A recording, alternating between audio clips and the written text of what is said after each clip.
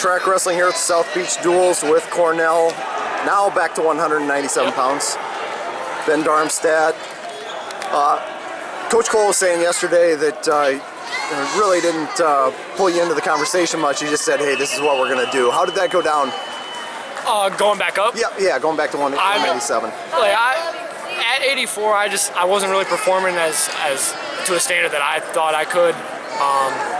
And then pretty much just after Vegas, when I ended up getting 5th and dropping a couple matches there, I was like, maybe we just go back up.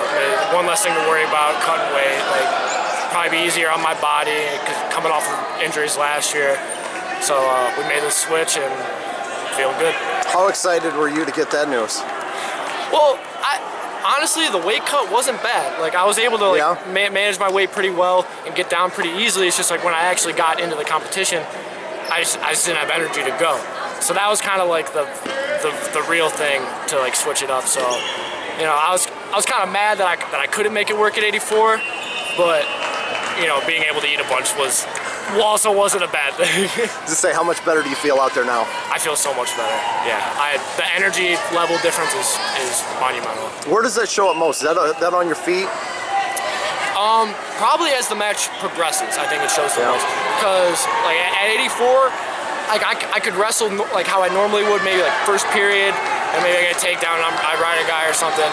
But then I get up second period, guys picks neutral or something, my legs are dead. I'm like I'm almost falling over myself, and that happened almost every match. Like, it didn't matter who I was wrestling. So just being able to just continue wrestling like at my 100% pace is probably the biggest thing. Are you fully grown back into 197 already, or? Yeah, I got up to like 207, I think was my heaviest. So like we're just gonna keep feeding, keep lifting, and keep getting bigger.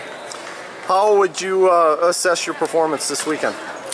I thought I wrestled this weekend probably better than I've wrestled anywhere else this year. Just feeling a lot more like normal. Still gotta work on a lot of my stuff on my feet. So still gotta tighten up some finishes. But I felt pretty good. You know, you mentioned you're coming off an injury that knocked you out all of last year, and then don't have the kind of success you want down at 84. Does doubt creep into your mind at all at that point? It probably did a little bit when I was at 84, but I think this weekend wiped some doubt away. I'm feeling a lot better. So what else? You had what, a back injury last year? Is that what knocked you out? I broke my L5 vertebrae. How'd you do that? I heard of a guy named Kyle Connell. Yeah. Real strong. Got a good body lock. Actually, at this tournament, my freshman year, is where I broke it. Really? And I just kept wrestling through. I didn't really know until after the season. And we started freestyle again. I'm like, oh, I'll be good. I took time off. I got Max Dean gut wrenching me. I'm like, oh wow, that freaking hurts. So we got it checked out. It turns out that I've been wrestling with a The Cornell match, if memory serves me correct, you were down like 6'2", 6'2", like 6'3", something like that. Going to the third, I picked top. I think I turned him twice for four each time. So brought it back. Yeah. Where did you learn your top game stuff? It's heavily influenced by Mitch Clark. Yeah. Mitch Clark, probably best boot rider of all time, maybe. Like, I mean, Texas guy in the NCAA finals, first period with boots, so pretty freaking good. So him, a lot of Ben Askren stuff, a lot of my cradles are kind of modeled after him, and then just myself just picking and choosing techniques that work and just trying to develop it more. I think at 84, you might have been the tallest 84-pounder, maybe in NCAA history. How tall are you? 6'3", 6'4"? 6'5". 6'5", okay.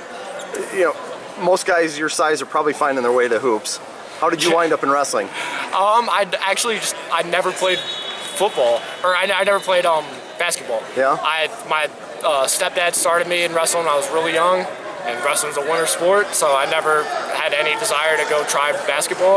Like, I played football and I tried baseball maybe for like a little bit, but wrestling was always kind of the sport that I took to, and never looked back. What have you loved so much about wrestling? I think it's just kind of the torture we put ourselves through. Yeah. Just like in practices and, you know, in the weight cut, in the lifts and the battles out there, that, you know, it just makes, like, I mean, who said that? Dan Gable, that everything else is easy as a wrestler. So, like, I think just that, like, having that mindset and being able to put yourself through torture and still prevail. You mentioned some guys that you've watched to help craft your style growing up. Is there anybody in particular you like to watch now? I mean, that you maybe see that kind of resembles what you do a little bit. Luckily, I got some guys in my own wrestling room that I love watching Yanni wrestle. Yanni is amazing. Like he does so much stuff, and it's never just like he's just making it up. Like there's technique behind most of it, you know. And like him, Vito. I mean, most of the guys in my room really. Vito. I mean, Kyle Dake, Gabe, and Max just like murdering people in our room. It's like I really like to watch them. Someone this year actually who I've kind of just started, you know, cheering for was I think it's the Iowa State 49. Is it Deegan? Yeah. Yep, Jared Deegan. Yep. Deegan, yeah. Just because he's so tall.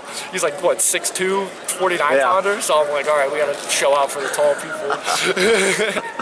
So I've been kind of just watching his matches just because he's tall. The duel against Missouri, you guys are on the ropes a little bit there, and you're in a cradle 1 second, and you know you wind up pinning him the next. Walk me through how that happened. I can't remember if I shot in or he snapped me down, but I'm in a front head trap and he gets a cradle lock.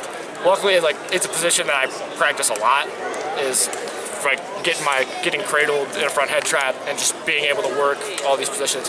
Max Ashford's actually someone who really started me like working in that position, and I just felt comfortable. I was able to just kind of set my weight back and let him just kind of overextend to one side, popped through, lifted his leg, and then ended up blocking my own cradle, getting the fall. Just huge for the team. Do you think that's something a lot of guys practice? You know, hey, we're going to put ourselves in a bad position here to figure out what to do. I know you weren't doing it on purpose, but you mentioned that you know you've worked there quite a bit. Yeah, it's just I like to really just kind of I scramble a lot in the room, so me being just so tall, like just being in a stance, my legs really close to my head, so I kind of get cradled a lot. So I guess just like defending cradles in the room for so long, and then also like putting some technique behind it has helped me just not feel too worried when I'm in that position.